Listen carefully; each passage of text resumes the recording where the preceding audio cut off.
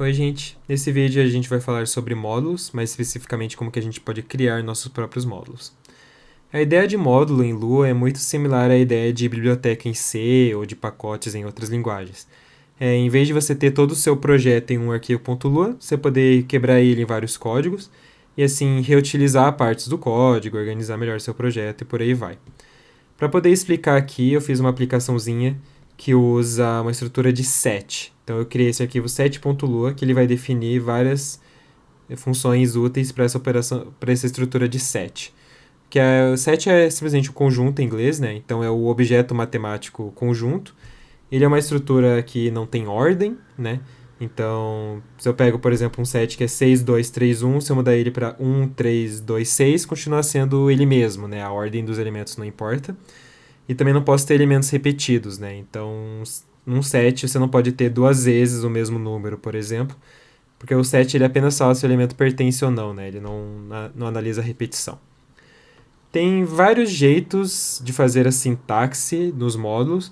Eu vou seguir o que é recomendado no livro do Programming em Lua, tá? Mas saibam que tem jeitos um pouco diferentes se vocês quiserem. Então a ideia é, esse arquivo set.lua aqui, ele possui todas as funções úteis de set que eu quero definir. Então é normal, quando você tem um módulo, você tem um comentário no início falando para que serve, como que usa, esse tipo de coisa. Então eu fiz um comentário bem simplesinho aqui.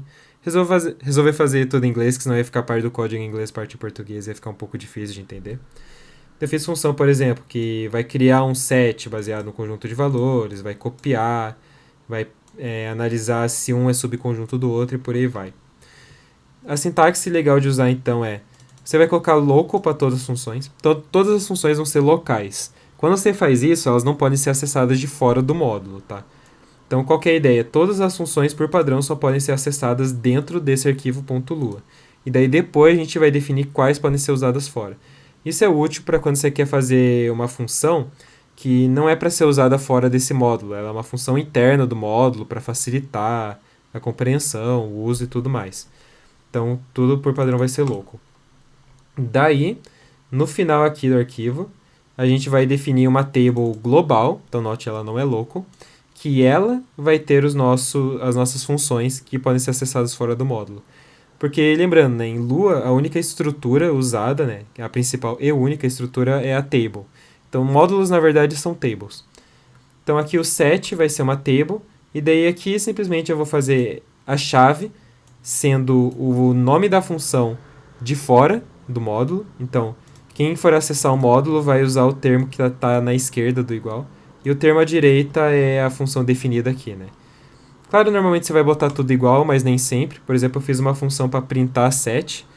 Daí, se eu botasse aqui apenas print, e daí aqui também, né, apenas print, ele ia confundir com a função pronta, print. Então, resolvi chamar de print underline set aqui.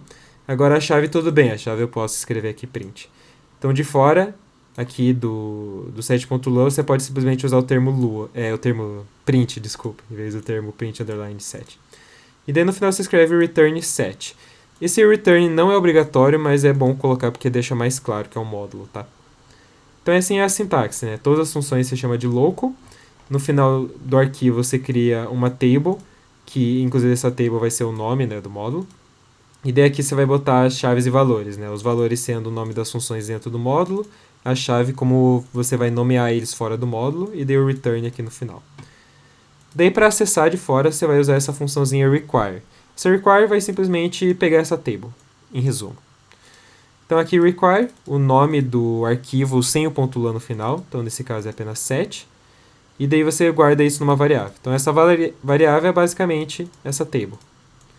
Então aqui você pode chamar o nome que quiser, né? Você não precisa chamar de set, você pode chamar de outro nome, dependendo se for um módulo que tem um nome muito comprido, por exemplo, pode ser interessante. E daí para acessar as funções é só fazer set, ponto, e daí acessar, né? Notação de table, simplesmente. Daí aqui, só para mostrar, né? Eu fiz aqui, então, um conjunto que é 6, 2, 3, 1, outro que é 2, 3, outro que é 9, 1, 3. Eu estou printando aqui o S1, baseado lá na função que eu criei, vendo se o S2 é subset de S1, a união de S1 e S3 e a diferença de S1 e de S3. Então aqui, se eu dou lua 5.4 main, até já tinha feito aqui antes, né? Mas aí nota que tá correta que os valores vocês podem daí verificar, né? Agora, por exemplo, né, eu tenho essa função aqui remove, que é uma função interna que eu fiz só para facilitar o uso do difference, porém ela é local e não está aqui, então eu não poderia acessar ela aqui fora, né? Então se eu fizer algo tipo set.remove S1 e daí 1, por exemplo, se eu faço isso, ele vai reclamar aqui, né? Ele tentou chamar um valor new, né? Porque é como isso aqui é a mesma coisa, né? Que você tentar acessar a chave remove, que não existe, se não existe o valor por padrão vai ser new, né? Então, é assim que cria e usa módulos próprios em Lua.